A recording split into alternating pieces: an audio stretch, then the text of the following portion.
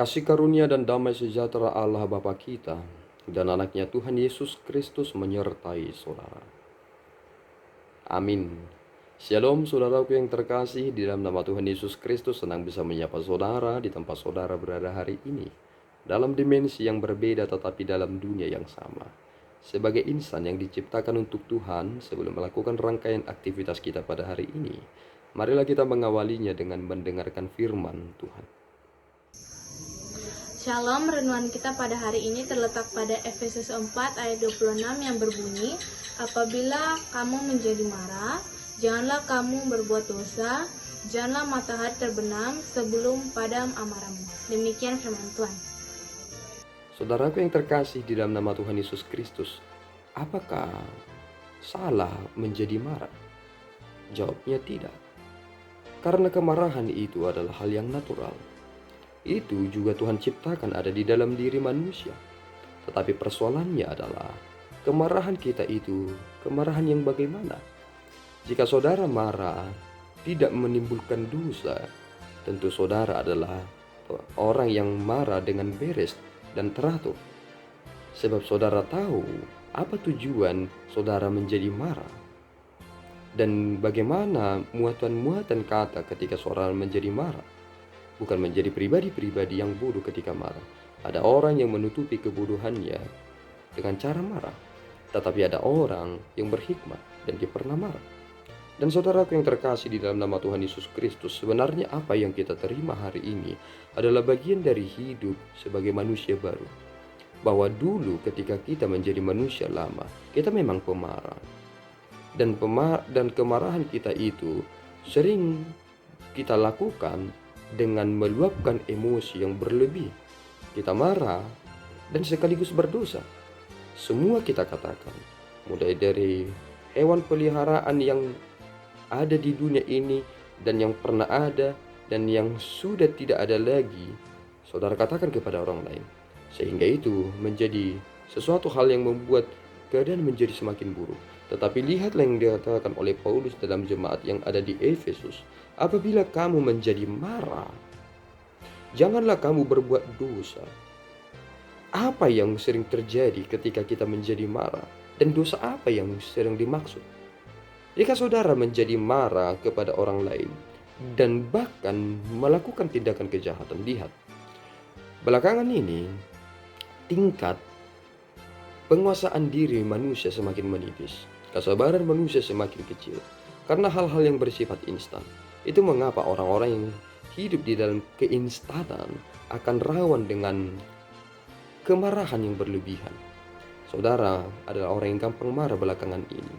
Karena saudara lebih menggantungkan diri saudara kepada hal-hal yang instan. Jika saudara ingin makan, ternyata tidak ada lagi hal yang instan yang boleh saudara olah. Saudara bisa menjadi marah. Dan kemarahan saudara itu mengerikan. Apa yang saudara sering kerjakan? Saudara melemparkan ini, melemparkan itu, saudara memaki-maki orang lain dan lain sebagainya. Bahkan Tuhan juga saudara salahkan ketika saudara menjadi marah. Bukankah itu adalah tindakan keberdosaan? Jika saudara marah kepada orang lain, jangan sampai saudara berdosa kepada dia. Saudara menghina dia dan menghina penciptanya. Tetapi jika saudara marah kepada seseorang itu, hendaklah saudara itu marah dengan konsep yang teratur, terarah, dan bisa memastikan bahwa dia mengerti tentang kemarahan saudara. Itulah arti yang sebenarnya. Dan jika saudara menjadi marah kepada orang lain, ada prinsip yang dikatakan dalam hal ini. Janganlah matahari terbenam sebelum padam amarahmu. Mengapa demikian? Jika saudara adalah orang yang mendendam, dan saudara tidak langsung memutuskan rasa marah saudara itu dalam waktu itu, maka saudara sedang membuat hati saudara penuh dengan kegeraman, penuh dengan kemarahan. Dan pada suatu waktu, saudara akan menjadi lebih jahat. Mengapa pembunuhan itu bisa menjadi terjadi? Padahal kita tahu bahwa dia adalah orang-orang yang baik. Ternyata ia telah berhasil diprovokasi oleh si jahat itu yang berada di dalam hatinya, sehingga ia memutuskan untuk membunuh. Ia tidak bisa menahan lagi. Ini adalah seni menjalani hidup. Jika saudara adalah orang yang terus mendendam di dalam diri saudara, akan ada suatu waktu itu akan menjadi pecah. Saudara tahu bahwa ketika seseorang mandi di sungai, airnya tenang sekali, airnya jernih sekali, airnya memiliki aliran yang kecil. Tetapi ada orang yang sering mengabaikan itu. Mereka terlena terus mandi. Mereka tidak tahu bahwa ternyata di sana telah ada air aliran sungai yang sudah tertahan karena ada pohon yang menghalang-halangi atau menghambat, sehingga ketika itu menjadi terlepas, terjadilah banjir bandang. Dan lihat apa yang terjadi. Dengan sekejap, mereka yang ada di tempat itu menjadi tenggelam. Itu adalah dampak jika seseorang menabung-nabung kemarahan di dalam dirinya. Sehingga Paulus mengingatkan ini kepada kita, supaya jika kita marah, janganlah matahari terbenam sebelum padam amarahmu. Jangan kita izinkan si iblis itu mengambil kesempatan dalam kesempitan itu. Oleh karena itu, saudaraku yang terkasih, kontrol dan manajemen dengan bagus emosi kemarahan saudara, sehingga itu tidak mendatangkan murka atas saudara. Apakah salah menjadi marah? Tidak. Tetapi yang salah adalah jika kita marah sekaligus melahirkan dosa. Tuhan Yesus memberkati, kita berdoa. Ya Tuhan, kami bersyukur atas berkat-Mu. Terima kasih Bapa atas firman yang boleh kami terima pada saat ini.